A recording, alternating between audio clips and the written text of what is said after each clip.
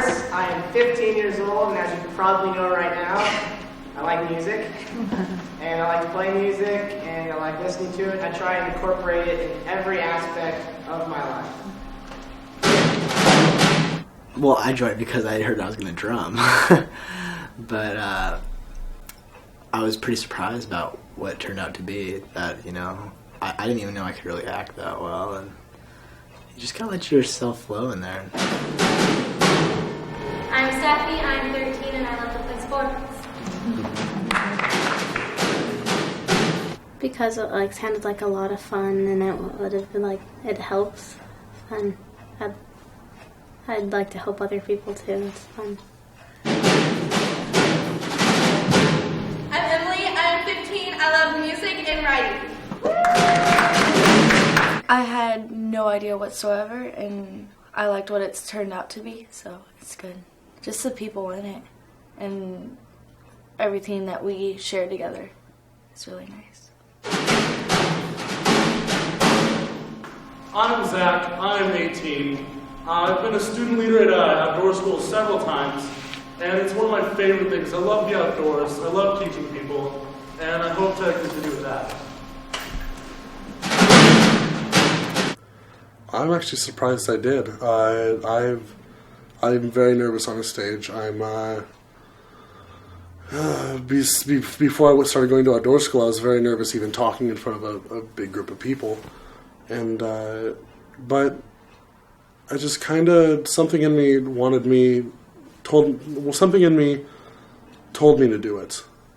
Just that it would be fun, and it has been fun, and that it'd be beneficial to me and the people I'm showing it to. I'm Katie, I'm 15, and I love to draw, paint, and sculpt and play. I like acting, and I just feel that it's a really good way to like express myself and to teach other people what it's like, so they'll be more aware of it and not be so like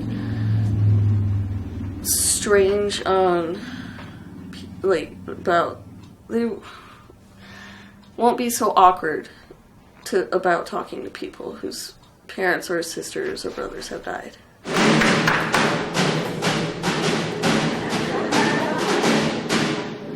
My name is Sarah, and I'm 13. I've played the piano for 8 years, and I also really enjoy sports. When I got the letter that told me about it, it said that it was going to be, you know, a group of teens and that you would express yourself through poetry and acting and that kind of stuff. Before I, didn't know that I would connect with these people in the way that I have, and I didn't know that, I would find so many different ways to look at, things, look at death, look at, the reactions you get and the stories that people have. So, I think I've learned a lot just in the short time that we've been here. I'm Kristen, and I'm 16 years old, and I love just expanding my mind and broadening my horizon as much as I can. I had no idea what it would be like. Like, when I came into it, I was really on the fence. Like, I was actually leaning more towards not joining the group just because, the first, meeting, orientation thing, I realized everybody was younger than me, and, I'm very mature for my age, and so I don't really like dealing with a lot of immature people. So, I was like, oh, well, should I do this? They're all younger than me, but then, I got to know them a little bit more during the retreat, and they were all, very mature for their ages, too, so I was like, well, I'll try it, and I'm so glad I tried it. I've built such bonds with these people, and I love it, 100%. Turn around if your father died.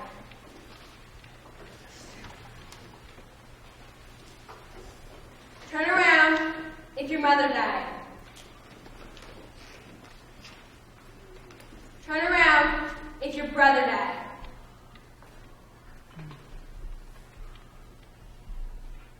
Turn around if it was an unexpected death.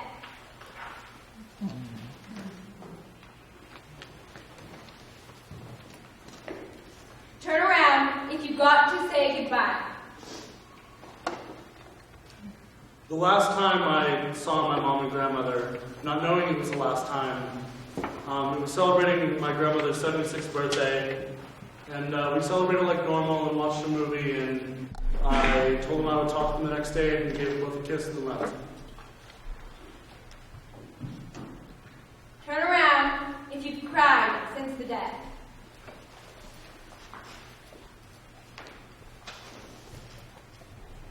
Turn around if at times you felt like you were out of control. Turn around if you physically hurt yourself since the death. It was the only thing I could control. Turn around if you found comfort in being alone since the death. I felt like if I showed someone I was grieving, then I wouldn't be strong. Turn around if you have regrets.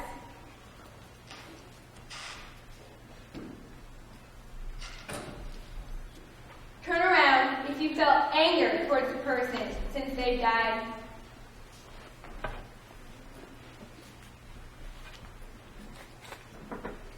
Turn around if you felt guilty since the death.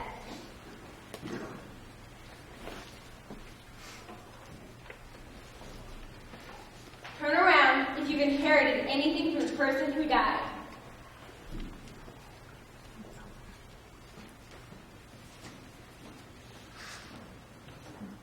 Turn around if you've gotten over it.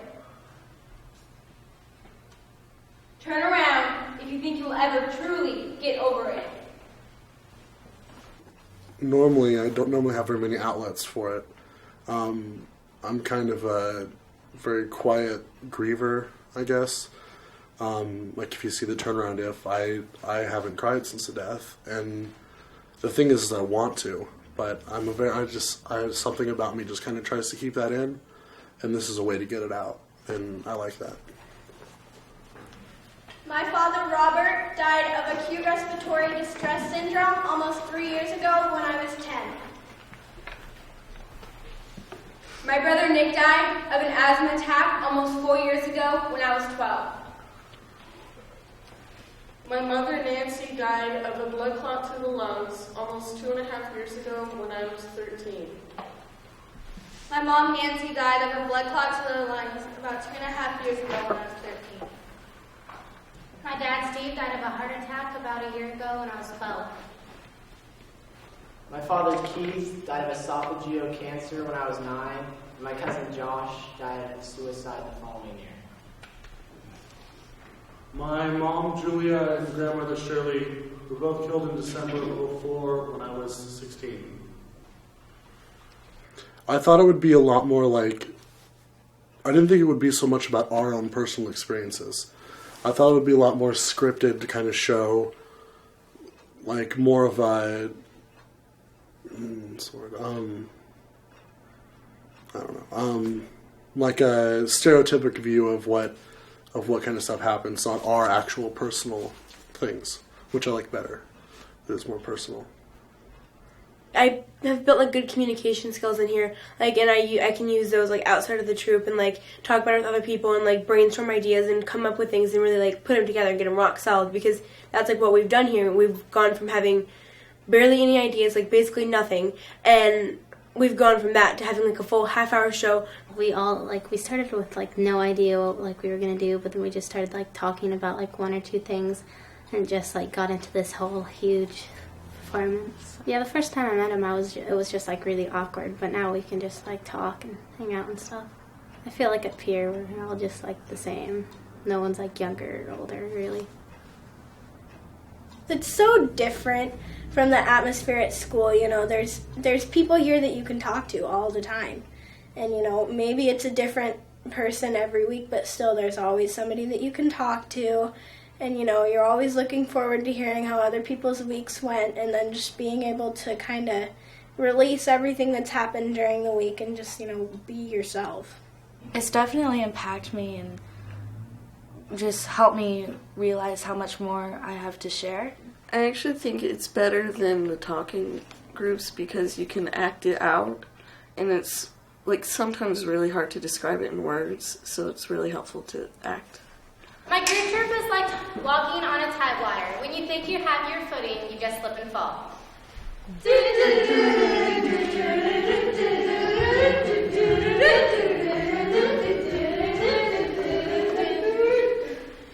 My grief trip is like a roller coaster. There are moments of happiness and closure that bring my roller coaster to what seems to be its peak, but moments of sadness and loneliness that bring my roller coaster to a low. With all the ups, downs, twists, and turns, my roller coaster is the ride of my life.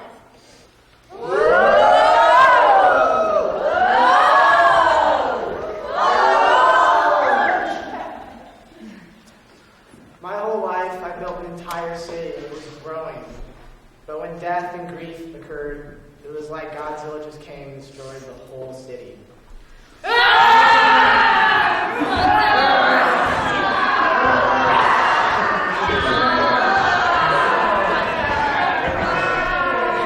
I really didn't have like no idea. Like I didn't think we'd have like funny things like our song parodies and stuff like that. I thought it would be like a lot of serious monologuing and maybe a couple skits, but it's a lot more creative than I thought. My grief trip is like trying to sail through a hurricane.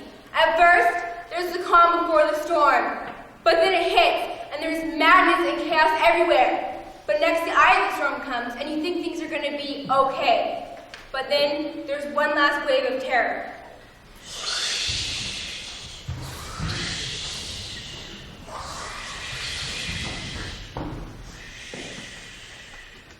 My grief trip is like all of your grief, and everything is a huge mass and just a huge weight. And you have to drag along with you everywhere you go. And no matter how heavy it gets and how hard it feels like it is to take it with you, you have to.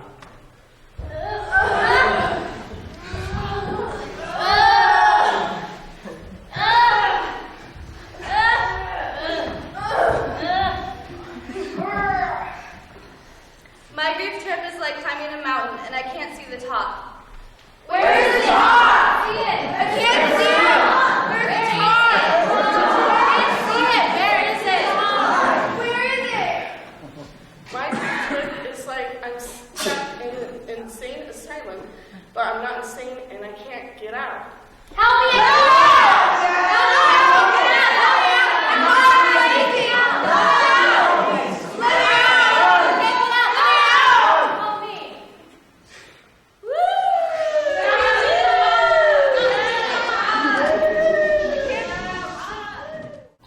One of the hardest things for me has been, people don't always understand what I'm going through. And, there's not very many other of my friends who have had parents die. And, the people here are just great, because you can relate to them and they talk to you and they listen, which is also really important, is having somebody that really listens to you. It's impacted me because I stopped going to the Dougie Center for a while. It's kind of like reminding me how helpful it really was, and bringing back memories that have just kind of been almost thrown away, in my head. It's been good to bring those back and just start thinking again about the death. Haven't really thought about it in a long time. This last song is a bonus track on the CD. It's about a place I love called the Dougie Center. And this is what it's for. Let's join them. Let's.